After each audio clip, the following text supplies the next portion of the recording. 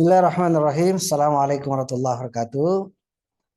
Para mahasiswa sekalian, kali ini kita akan membahas tentang think marketing atau esensi of marketing management.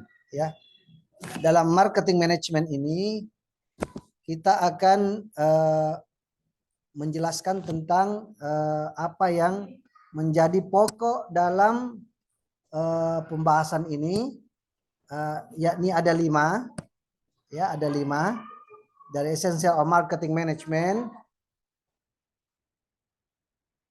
Dalam hal ini kita akan jelaskan pada bagian terakhir, ya kali ini kita akan jelaskan pada bagian terakhir dari beberapa pokok-pokok yang terkait dengan think marketing atau essential of marketing management. Dari 5 ini, marketing mix and key marketing activities, kemudian developing market segmentation, kemudian product planning and development, kemudian designing marketing communication program, dan yang kita akan bahas terakhir adalah distribution planning and pricing strategy. Ya, mari kita lihat pada bagian yang kelima ini. Pada bagian kelima ini, kita akan membahas satu bagian dari apa yang disebut dengan perencanaan distribusi dan strategi penentuan harga. Ya, dalam strategi tersebut, perencanaan distribusi merupakan suatu perbuatan, ya, suatu perbuatan yang membuat keputusan yang sistematis, ya, berhubungan dengan pergerakan fisik dan transfer kepemilikan produk dari produser ke konsumen. Ya, kemudian kita melihat bahwa bagian daripada perencanaan distribusi itu adalah meliputi transportasi, penyimpanan, dan transaksi pelanggan. Kemudian fungsi distribusi diselesaikan melalui jalur distribusi, dan organisasi atau orang-orang yang mengelola proses distribusi dikenal sebagai channel members atau middleman, ya, atau middleman. Pada bagian ini kita akan jelaskan tentang strategi pushing and pulling. Ya, ada namanya strategi pushing and pulling, ya, mendorong dan menarik. Ya, di sini ada, kita lihat manufacture, ya, ada manufacture, ada channel members, ya, kemudian ada konsumen atau konsumer, ya. Di sini kita lihat bahwa tidak bisa dipungkiri bahwa strategi pushing and pulling ini adalah sebuah keniscayaan atau sebuah kemestian dalam penentuan strategi ke depan. Di sini kita bisa lihat dari karakteristiknya, ada tujuan, ada channel members, dan ada customer. Ya, kita lihat adanya yang disebut dengan exclusive distribution, ada selective distribution, dan ada intensive distribution. Ya, semua memiliki apa yang disebut dengan channel coverage, ya, channel coverage, intensive of channel coverage. Ya, mari kita lihat di sini ada karakteristik itu, ya. Jadi boleh kita melihat, ambil satu contoh misalnya, ketika kita memilih misalnya selective distribution, ya, distribusi yang selektif terhadap konsumen, maka yang perlu dipertimbangkan adalah moderate in number, ya, moderate in number, kemudian brand conscious, somewhat willing to travel to store, ya. Jadi dia berfokus kepada konsumen, bagaimana jumlah perjalanan itu, jumlah moderate itu sampai ke konsumen, ya. Di sini kita bisa lihat contoh-contoh lain, ya, contoh-contoh lain bagaimana misalnya intensive distribution. Ketika kita misalnya ingin memperlihatkan tujuannya, maka kita berada pada market coverage, ya. Kita membuat channel acceptance atau sales volume and profit, ya. Jadi penjualan, volume penjualan dan keuntungan. Ya, itu tujuan dari intensive distribution, ya. Jadi distribusi intensif memacu dan memicu agar bagaimana jumlah keuntungan dan penjualan itu meningkat, ya, meningkat. Ya, jadi pasar yang menjadi channel itu sendiri. Oke, kemudian ada marketing emphasis. Jadi beremphasis, berfokus, menekankan kepada marketing, ya. Kemudian ada major disadvantages, ya. Ada examples, ya. Ini ada contoh-contoh yang bisa kita lihat. Di sini kita lihat ada harga, ya. Harga, perencanaan harga, ya, semua menunjukkan pada bagaimana pengambilan keputusan sistematik mengenai seluruh aspek penentuan harga. Nah, di sini kita lihat bahwa efek total penentuan harga itu dipengaruhi oleh konsumen, pesaing, biaya, termasuk kebijakan pemerintah dan kemudian channel members, ya, channel members, ya. Inilah yang menjadi faktor yang mempengaruhi keputusan tersebut, ya. Misalnya konsumen, ya, kita lihat hubungan antar harga dan persepsi, ya, dan pembelian oleh konsumen jelaskan oleh dua prinsip ekonomi, hukum permintaan dan hukum elastisitas harga yang diminta. Kemudian ada hukum permintaan, ada elastisitas harga yang diminta, ya. Kemudian ada elastic demand, ada inelastic demand, ya.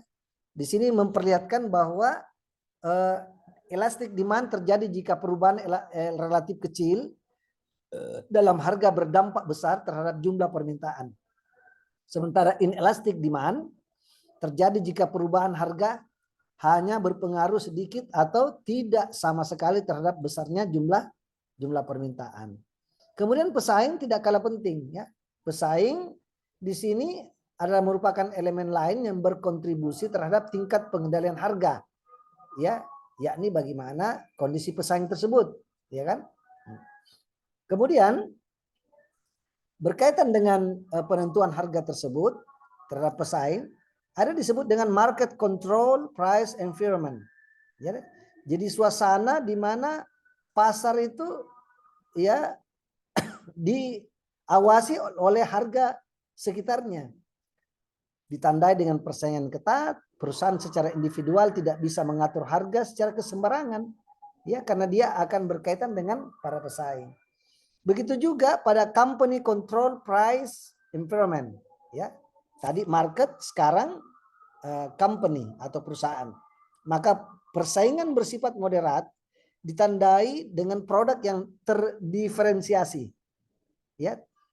Produk yang terdiferensiasi, perusahaan bisa mengontrol harga secara relatif independen. Ya. Nah, selanjutnya kita lihat ada disebut dengan government control price environment. Ditandai dengan penentuan harga oleh pemerintah. Contoh harga tarif listrik. Ya. Harga tarif listrik ini sangat berpengaruh. Kalau dia naik, maka penentuan harga di perusahaan dan konsumen juga ikut naik. Ya. Jadi ini merupakan istilah efek domino dari apa yang dilakukan kebijakan pemerintah. Jadi pemerintah mesti memperhatikan betul, ya, pengambilan keputusan itu terhadap faktor-faktor yang sangat berpengaruh, ya, berpengaruh seperti bahan bakar minyak, harga tarif listrik, ya, dan sebagainya. Kemudian channel members, ya, channel members yang besar dan kuat seperti Carrefour, ya, bisa ikut menetapkan harga yang mereka inginkan. Ya, cuma ini Carrefour mulai sudah melemah, ya, bahkan cenderung sudah tidak di pasaran lagi, ya. Ya, channel members juga cenderung meminta harga yang lebih murah untuk produk-produk baru yang belum dikenal oleh pasar. Mereka juga kadang enggan menjual sama sekali. Jadi ini memang penentuan harga ini sangat berpengaruh pada banyak hal, ya. Ya, termasuk memastikan kerjasama channel member dengan penentuan harga. Manufacturer perlu mempertimbangkan 4 faktor. Nah, ini perlu. Pertama, channel member profit margin, price guarantee, special deal, dan impact of price increase. Ya, 4 hal ini menjadi tugas mahasiswa untuk membahasnya dan bahkan kalau bisa membuat dalam bentuk paper, ya, sehingga bisa lebih dieksplor, ya. Ya, kita mengeksplorasi kondisi kekinian dan kedisinian dari terkait dengan kebijakan pemerintah juga terkait dengan channel member profit margin, kemudian termasuk price guarantee, ya, atau garansi harga, kemudian special deal, ya, deal yang khusus, kemudian impact of price increase, jadi dampak dari harga yang meningkat, ya. Jadi ada harga-harga yang meningkat. Nah, coba kita lihat di sini pemerintah dan dalam penentuan harga, ya, menetapkan regulasi harga, ya. Jadi memang kebijakan ini penting, ya. Tapi mesti hati-hati pemerintah ini. Melarang penetapan harga yang berbeda-beda antar channel members, ya. Harus ini. Ini sudah kemestian. Kemudian ketiga, mengatur aksi penjualan yang tidak fair. Penentuan harga dumping untuk menekan pesaing. Selanjutnya untuk biaya, kita lihat bahwa penentuan harga itu sangat berpengaruh pada hal-hal yang terkait seperti yang ada di sini yang dilihat. Biaya bahan mentah, ya, juga distribusinya, biaya tenaga kerja, biaya promosi iklan, kemudian distribusi. Maka di awal kuliah kita tentang think marketing, ya, kita bisa melihat bahwa betapa pentingnya, ya, apa yang disebut dengan penentuan harga itu berdasarkan kebijakan yang ada, yang kita kenal dengan 4P itu, ya. Price, product, ya, kemudian promotion, place, and distribution, ya. Itu semua bagian daripada penentuan itu. Kemudian dari strategi harga berdasar biaya, strategi harga berdasarkan permintaan, dan strategi harga berdasarkan persaingan. Nah, ini 3 hal juga perlu dieksplor oleh mahasiswa dengan adanya tugas-tugas makalah, ya, tugas-tugas membuat paper untuk dikaitkan dengan kondisi sekarang yang ada, ya, di pasar industri, ya. Jadi di pasaran industri. Kemudian strategi harga berdasarkan biaya, strategi harga berdasarkan permintaan, ya. Ini kita lihat adanya hal-hal yang penting dalam menambah margin keuntungan yang diinginkan. Pemasar menentukan harga setelah meneliti keinginan konsumen. Jadi ada riset-riset yang relevan, ya. Strategi harga berdasarkan persaingan, ya. Pemasar menentukan harga berdasarkan kondisi harga yang ditawarkan pesaing. Ini semua bagian daripada hal tersebut. Saya kira inilah yang perlu menjadi perhatian, ya, para mahasiswa. Silakan mengkajinya lebih jauh sehingga kita bisa memberikan contoh-contoh dari apa yang ada di masyarakat, khususnya di pasaran industri, ya, pasar yang beroperasi berbasis manufaktur, ya, sehingga penentuan harga itu adalah sangat tepat dan pada ujungnya akan melahirkan apa yang disebut dengan profit increase, atau keuntungan yang meningkat dan keuntungan yang didapatkan, sehingga strateginya perlu dibuat yang tepat. Saya kira demikian. Mudah-mudahan para mahasiswa sekalian bisa memahami lebih jauh dari apa yang dijelaskan singkat ini.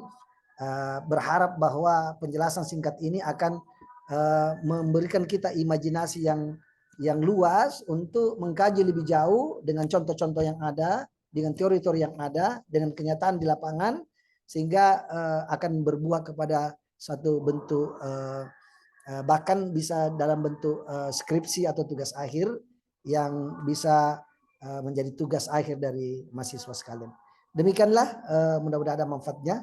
Lebih dan kurangnya mohon dimaafkan. Hadanallahu yakum. Assalamualaikum warahmatullahi wabarakatuh.